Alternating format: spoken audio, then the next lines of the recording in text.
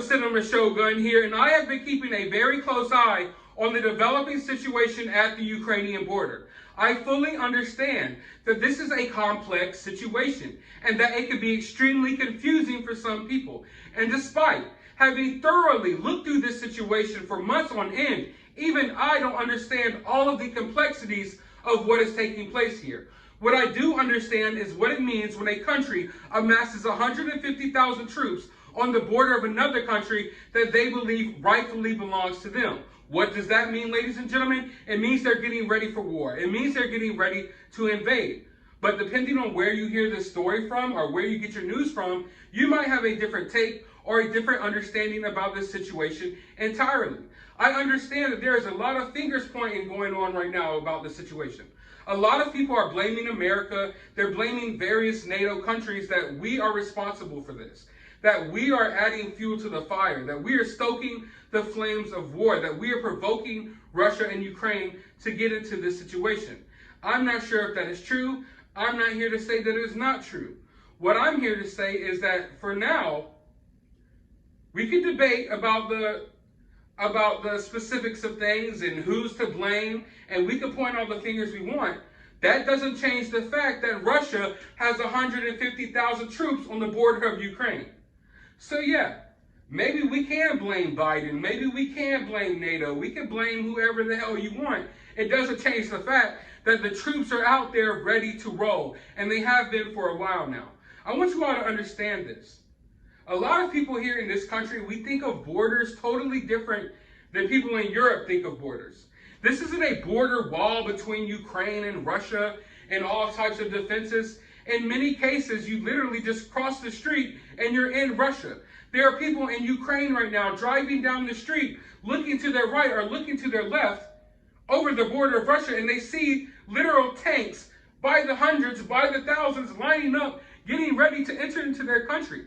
This is not a drill. This is not a game. No, I do not think Putin is bluffing. If you still think that Putin is bluffing, if you think that America is overhyping the situation, if you don't think that this has a very good chance of actually occurring, if you don't think that this could push us to the brinks of World War III, I want you to listen to what Putin has to say right now. Я хочу еще раз все-таки подчеркнуть это. Я говорил, но мне очень бы хотелось, чтобы вы меня услышали все-таки в конце концов. И донесли это до своих читателей, зрителей и пользователей в интернете. Но вы понимаете или нет, что если Украина будет в НАТО и военным путем будет возвращать себе Крым, европейские страны автоматически будут втянуты в военный конфликт с Россией. Конечно, потенциал объединенной организации НАТО и России несопоставим. Мы понимаем. Но мы также и понимаем, что Россия одна из ведущих ядерных держав. По некоторым компонентам, по современности даже многих опережает. Победителей не будет. И вы окажетесь втянутыми в этот конфликт помимо своей воли. И вы даже не успеете глазом моргнуть, когда будете исполнять пункт 5 Римского договора. Господин президент, конечно, не хочет этого развития. И я не хочу. И я не хочу. Поэтому он здесь и находится, и мучает меня уже 6 часов. And there you have it, folks. He didn't waste a single moment. Did you hear what he said? If you allow Ukraine into NATO, you won't even have a chance to blink your eye. He's not saying that because, oh, if you allow Ukraine to become part of NATO, I'm going to go to war and I'm going to invade here, I'm going to invade here. He says you're not going to be able to blink an eye because they're going to start pressing buttons. They're going to start pressing buttons. They're going to start sending off nukes.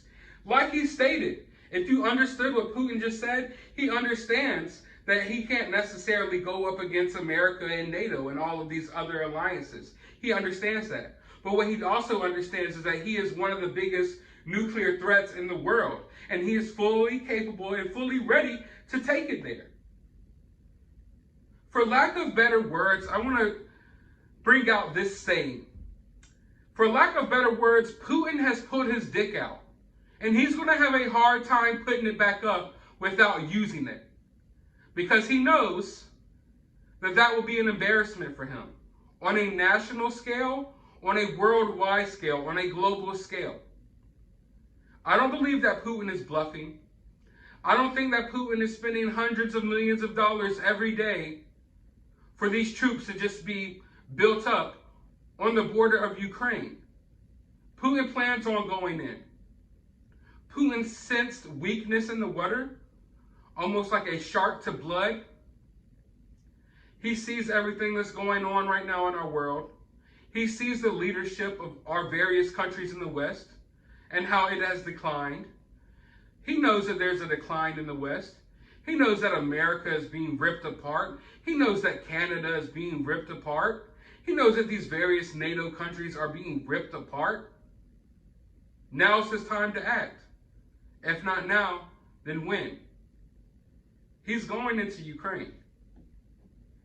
There's no longer an if he goes into Ukraine, it's a when he goes into Ukraine. From what our intelligence tells us, next week, Tuesday or Wednesday, will be when this invasion starts. They're expected to shell Ukraine, to do air raids on Ukraine, followed by a full-scale land invasion. And I've seen hundreds of videos, hundreds of pictures. I've looked at aerial shots of how he has his troops positioned. The tanks are literally lined up, almost like a border wall, on the edge of Ukraine. He is moving his warships to the surrounding waters on the outside of Ukraine. Ukraine can't even leave on a boat right now. Ukrainians can't even leave on a boat. Ukrainian warships can't even make it out to sea because they are being blocked by Russia. It's no longer an if, it's a when. Now, I understand that this situation is complex, like I just stated. I don't trust our government. I don't trust the mainstream media. I think if you've been watching this channel, then you know about that by now. Is America responsible for throwing flames on the fire? Probably. I can't confirm or deny that. My feeling is that there's going to be time for us to debate and argue over the schematics of things and the smaller details of what's going on here. There's going to be time for us to point fingers. But right now, I think we have to worry about this situation as it's developing. Not only has America issued emergency warnings for all of our citizens to leave Ukraine, other countries have followed suit. You name it, there's probably an emergency warning out there for their people to leave Ukraine. Japan, New Zealand, the UK, Canada. Canada, despite everything that they got going on right now with the truckers, they're making sure they want their citizens out of there. It's reached a boiling point. Those are just a few countries, because honestly, I'm not going to sit here and list every single country that is urging for their citizens to get out of Ukraine. You name the country, I can guarantee you there's a warning out there. Because they have the information, they have the intelligence to know that this is going to take place. Like I keep saying, folks, it's no longer an if, it's a when. And like I stated before, you have to understand the leadership of Putin and who Putin is and how you become a leader in these other countries. Putin can't be the leader of Russia by being a frail old man like Joe Biden. To rule over Russia, he has to rule with an iron fist. He rules with fear. If Putin pulls those troops back from the border of Ukraine, he's going to lose a lot of respect. But mainly, he's going to lose that fear factor. Putin isn't still in power because people are voting him in power and because people love Putin. Putin is in power because people are scared of him. Putin understands that. So if he bluffs here, there's a very good chance that Russia and his whole situation that Putin's got going on can become unstable. And Kazakhstan, right on the border of Russia, they just tried to overthrow their government. This region is very unstable right now. Also, when it comes to these countries, when it comes to Russia, Ukraine, and Europe, you have to understand that over here in America, we have it good because we have oceans separating us from our enemies. very easily, over here in Europe, a war that sparks off between Ukraine and Russia can very easily pour over into other countries. It can very easily pour over into Poland. It could very easily pour over into all these various countries in Europe. That's why when these European conflicts happen, I don't know how exactly to put it. I would take situations that are going on in Europe more seriously than a lot of the conflicts that we see going on in the world, because this is where the world wars start. I'll just call it what it is. The world wars always start in Europe.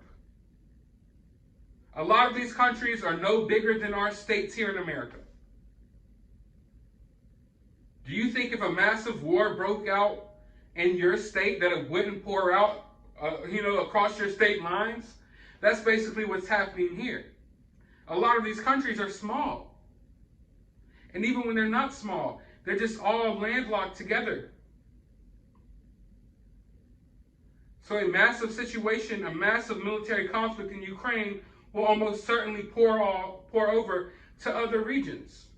Not to mention the fact that everyone's got their own sides. Everyone's going to be showing support to whatever country they support. I'm sure NATO will be sending troops and supplies over to Ukraine. America has already been dropping off hella weaponry over there.